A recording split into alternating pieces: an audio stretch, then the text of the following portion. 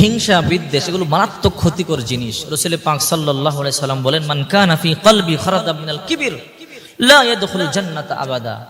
যার ভিতরে, যার অন্তরে, যার কলবে সরিষার দানা পরিমাণ এর থেকেও ছোট হিংসা থাকবে, এই ব্যক্তি জান্নাতে যাবে না। অনেকে দেখা যায় অনেকের সাথে শত্রুতামি করে, হিংসা করে। কোরআনে পাকের একটি আয়াত আমি আপনাদেরকে বলবো, একটি আয়াত পড়ুন, শত্রুকে উচিত শিক্ষা দেন। এই আয়াতটি পাঠ করে দেখবেন শত্রু আপনার কোনো কিছু করতে পারবে না, শত্রু দমন হয়ে যাবে, দুর্বল হয়ে যাবে। অনেকেই দেখবেন আপনার ভালো কিছু দেখলে অনেকে হিংসে করে।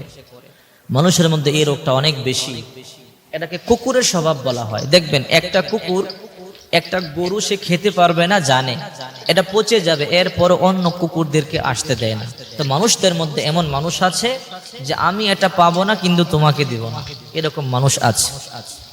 এই জন্য রাসূল পাক সাল্লাল্লাহু আলাইহি সাল্লাম বলেন, মান সালিমাল মুসলিমুনা মিন লিসানি ওয়া ইয়াদি।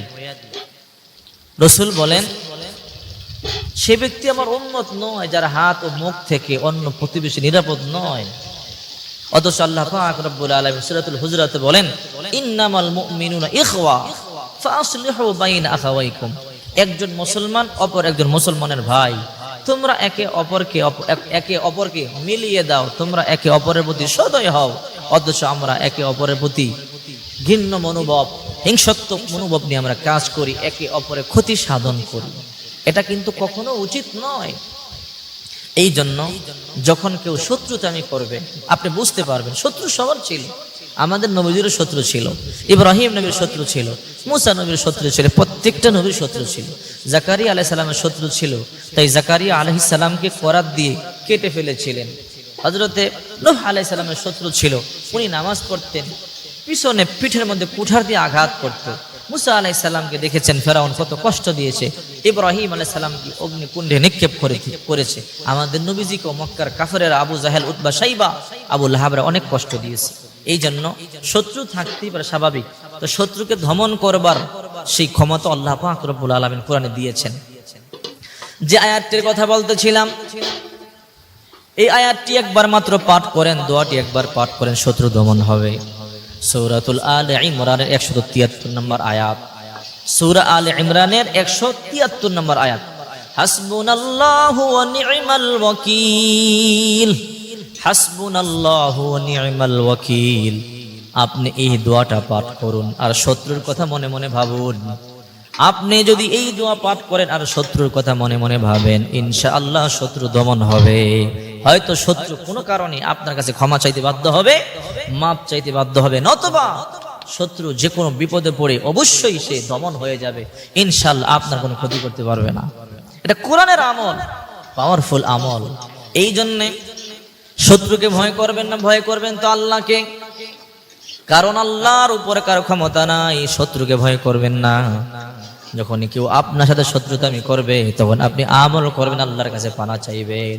নবীজির সাথে যখন কাফেরেরা শত্রুতামি করত, বিশ্বনবী মুহাম্মদ রাসূলুল্লাহ তখন আল্লাহর কাছে আশ্রয় চাইতেন আর আল্লাহ শত্রুদেরকে দমন করে দিতেন, বিশ্বনবী মুহাম্মদ রাসূলুল্লাহকে হেফাজত করতেন। এই জন্য টেনশন করবার কোনো কারণ নাই, আল্লাহর কাছে সাহায্য চাবেন। আর যখনই বিপদ দেখা দিবে তখনই শত্রুর মোকাবেলা করতে এই আয়াতটি পাঠ করবেন, সূরাতুল আলে ইমরানের হাসবুনাল্লাহু ওয়া নি'মাল ওয়াকিল, হাসবুনাল্লাহু ওয়া নি'মাল ওয়াকিল। ইনশাআল্লাহ আল্লাহ পাক শত্রুর মোকাবেলায় আপনাকে বিজয় দান করবেন। আমিন। আল্লাহ পাক এই আমলগুলো করবার তৌফিক দান করেন। दुश्मन के हवाले से आपके लिए एक बहुत ही लाजवाब वजीफा लेकर हाजिर हुआ हूँ। काली मिर्च के ऊपर आपने अल्लाह ताला के दो नाम या कहारू या जब्बारू को पढ़ना है। किस तरीके से ये अमल आपने करना है और इन मिर्चों के साथ करना क्या है, यह हम आपको तफसील से बताएंगे। इस अमल की बरकत से आपका दुश्मन इंशाअल्लाह अपनी मौत खुद मर जाएगा, दुश्मन जलील और रुस्वा हो जाएगा और आप उसका अंजाम अपनी आंखों से देखेंगे। ये वजीफा बहुत ही पावरफुल और ताकत वाला वजीफा है। किसी भी दुश्मन के हवाले से आप इस वजीफे को जरूर करें। यह वजीफा कोई आम वजीफा नहीं है बल्कि मुजर्रब वजीफा है। इस दौर में हसद की बीमारी आम है और हसद की वजह से घर घर में दुश्मनियां हैं। कोई किसी को खुश नहीं देख सकता और किसी को दूसरे की खुशी हजम नहीं होती, जिसकी वजह से हासिदीन जादू, टोने और तावीजात का सहारा लेकर लोगों को परेशान करने की कोशिश करते हैं और एक दूसरे के दुश्मन बने हुए हैं। जिस तरह की भी दुश्मनी हो, चाहे जाहिरी दुश्मनी हो या फिर छुपा हुआ दुश्मन हो, इस वजीफे को बतलाए गए तरीके पर करें और दुश्मन का अंजाम देखते जाएं। यह अमल जिन्नात को जलाने की भी ताकत रखता है और फिर दुश्मन पर इसके क्या असरात हो सकते हैं खुद ही सोच लीजिए। इस अमल का तफसीली तरीका सुन लीजिए। आपने 4 दाने काली मिर्च के लेने हैं। अपने सामने रखकर आपने अल्लाह ताला के ये 2 नाम या कहारू या जब्बारू पढ़ने हैं और 302 मरतबा आपने इन नामों का विर्द करना है। विर्द करते वक्त आपने ये दुश्मन के बारे में तसव्वुर करना है कि आपका दुश्मन आपको नुकसान ना पहुंचा सके, खुद ही जलील और रुस्वा हो जाए या वो मर जाए या जो भी आप अपने दुश्मन के लिए चाहते हैं, इसका आपने तसव्वुर करना है। अगर आप चाहते हैं कि आपकी दुश्मनी दोस्ती में बदल जाए तो आप इस तसव्वुर के साथ भी इस अमल को कर सकते हैं। इंशाअल्लाह दुश्मनी दोस्ती में बदल जाएगी। दुश्मन की तबाही के तसव्वुर से पढ़ेंगे तो दुश्मन तबाह हो जाएगा। सिर्फ जायज मकासद के लिए आपने यह अमल करना है।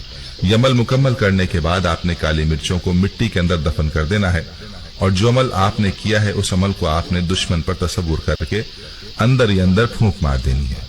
पूरे यकीन के साथ इस अमल को करें, आपका दुश्मन तबाह बर्बाद हो जाएगा। गाना सुनना ऐसे भी इस्लाम में नाजायज और हराम है, इसलिए कि उसमें मौसीकी और ढोल बाजे होते हैं। लेकिन कुछ ऐसे गाने हैं, बल्कि हजारों ऐसे गाने हैं कि अगर हम उनको सुनेंगे तो हमारा ईमान भी खतरे में आ सकता है। तो ऐसे 5 गाने हम आपको बतलाने वाले हैं जो इन गानों के अंदर रब की तौहीन की गई है, खुदा की तौहीन की गई है। पहला गाना जो काफी मशहूर है, जिसमें कहा गया है जन्नत सजाई मैंने तेरे लिए, छोड़ दी खुदाई मैंने तेरे लिए, यानी इस गाने के अंदर सरासर कुफ्र है, सरासर शिर्क है। तो लिहाजा हमें ऐसा गाना ना सुनना है और ऐसा गाना ना दूसरों को शेयर करना है। इसी तरीके से दूसरा गाना, खुदा जाने कि मैं फिदा हूं कि बन गए हो तुम मेरे खुदा, कि यहाँ पर आशिक अपने माशूक को खुद खुदा मान रहा है, खुदा तस्लीम कर रहा है। तो लिहाजा ये भी सरासर कुफ्र और शिर्क पर दलालत करता है। और इसी तरीके से तीसरा गाना कि मैं रब से छीन लाऊंगा तुम्हें अपना बनाऊंगा, कि यहाँ पर ये कहा गया है कि मैं खुदा से तुझे छीन लाऊंगा, तो ये भी सरासर कुफ्र पर दलालत करता है। इससे हमारा ईमान खतरे में पड़ने वाला है। इसी तरीके से चौथा गाना कि जाने कब से है तू तब से मैं तब से है तू, यारा तू रब से पहले है तू, यानी इस गाने के अंदर भी आशिक अपने माशूक को ये कह रहा है कि खुदा से पहले तू बना हुआ है। तो लिहाजा ये गाना भी बिल्कुल सरासर कुफ्र पर दलालत करता है। इसी तरीके से एक और गाना कि तू ही अब मेरा दीन है, ईमान है, रब का शुक्राना है, मेरा कलमा है तू, अजान है तू। तो लिहाजा इस तरीके से जो गाने मशहूर हैं, काफी वायरल हैं, इन गानों को जिसमें हमारे ईमान को खतरा हो सकता है, हमारा ईमान भी सल्ब किया जा सकता है, ईमान भी छीना जा सकता है, तो ना हम ऐसे गानों को सुने